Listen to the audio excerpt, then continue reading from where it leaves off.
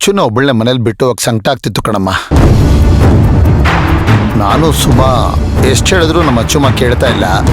ನಾನು ಒಬ್ಬಳೇ ಇರ್ತೀನಿ, ರತ್ನಮ್ಮ ಬರ್ತಾರಲ್ಲ ಅಡುಗೆ ಮಾಡಿಕೊಡ್ತಾರೆ ಅಂತ ಹೇಳ್ತಿದ್ದಾಳೆ.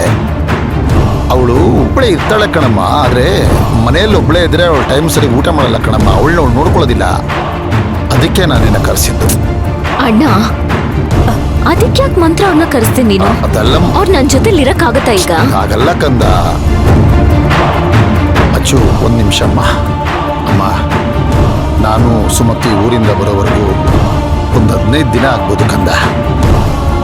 ನೀನು ನಮ್ಮ ಅಚ್ಚುನ್ ಕರ್ಕೊಂಡೋಗಿ ಶಾಂತಿ ನಿವಾಸದಲ್ಲಿ ನಿನ್ನ ಜೊತೆ ಇಟ್ಕೋತೀಯ?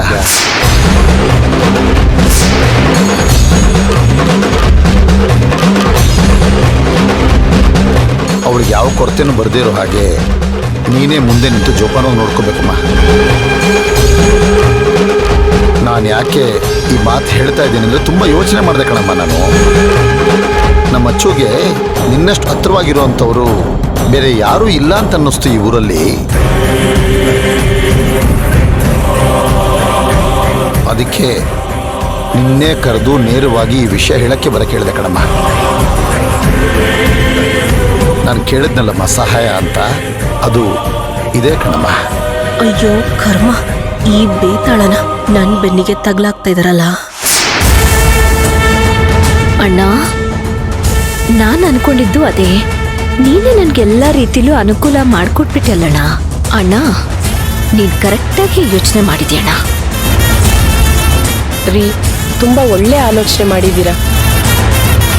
ಅಚ್ಚುಮ್ಮ ಶಾಂತಿ ನಿವಾಸದಲ್ಲಿದ್ರೆ ನಮಗೂ ನೆಮ್ಮದಿ, ಅವಳಿಗೂ ಖುಷಿ. ಅಮ್ಮ, ಯಾಕಮ್ಮ ಏನಮ್ಮ ಯೋಚನೆ ಮಾಡ್ತಾ ಇದೀಯಾ? ಏನೂ ಮಾತಾಡ್ತಾನೆ ಇಲ್ಲ. ಓಹೋ, ಶಾಂತಿ ನಿವಾಸದಲ್ಲಿ ಅರ್ಚನಾ ನಿಮ್ಮ ಜೊತೆಲಿರೋದು ಹೊರೆ ಅಂತ ಅನ್ಕೋತಾ ಇದೆಯೇನಮ್ಮ? ಅಯ್ಯೋ, ಆ ರೀತಿ ಎಲ್ಲ ಏನೂ ಇಲ್ಲ. ಅರ್ಚನಾ ಅವರು ಇಲ್ಲಿರೋದು ಒಂದೇ, ನಮ್ಮನೇಲಿರೋದು ಒಂದೇ. ಅದ್ರಲ್ಲೇನಿದೆ?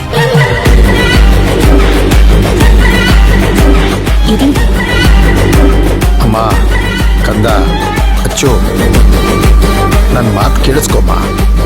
ನಾನು ನಿಮ್ಮಕ್ಕೆ ಊರಿಂದ ಬರೋವರೆಗೂ ನಿನ್ನ ಶಾಂತಿ ನಿವಾಸದಲ್ಲಿ ಇರ್ಬೋದಲ್ಲ ಕಂದ? ಮಂತ್ರ, ನಿಮ್ಗೇನೋ ಅಬ್ಜೆಕ್ಷನ್ ಇಲ್ಲ ತಾನೆ? ಇಲ್ಲ ಏನಾದ್ರೂ ಪ್ರಾಬ್ಲಮ್ ಇದ್ರೆ ಹೇಳಿ, ನಾನು ಬರಲ್ಲ. ಅಯ್ಯೋ, ಹಾಗೆಲ್ಲ ಏನೂ ಇಲ್ಲ. ನಮ್ಮ ಮನೆಗೆ ಬಂದು ಧಾರಾಳವಾಗಿರ್ಬೋದು. 15 ದಿನ ಅಷ್ಟೇ ತಾನೆ. ಓಹೋ, ಅದ್ರ ಮೇಲೆ ನಾನು ಇರ್ಬೇಕು ಅನ್ಸಿದ್ರು ಇರಬಾರ್ದಾ?